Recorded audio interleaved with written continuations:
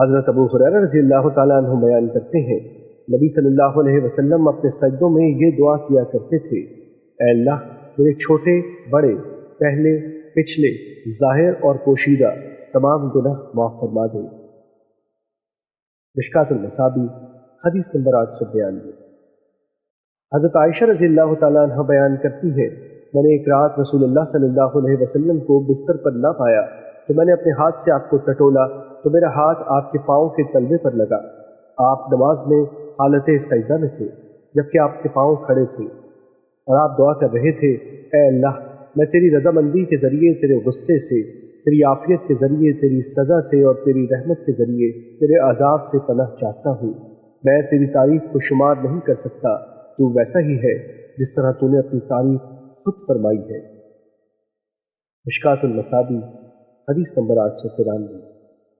حضرت ابو ہریرہ رضی اللہ تعالیٰ عنہ بیان کرتے ہیں، رسول اللہ صلی اللہ علیہ وسلم نے فرمایا: بندہ سجدے کی حالت میں اپنے رب کے انتہائی قریب ہوتا ہے، بس سجدے کی حالت میں زیادہ دعائیں کرو۔ مشکوٰۃ المصابیح حدیث نمبر 894۔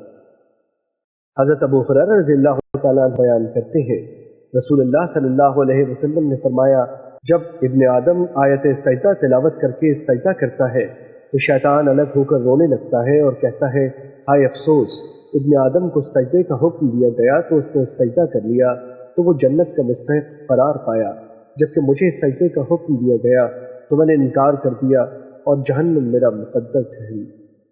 مشکوٰۃ المصابیح حدیث نمبر 895۔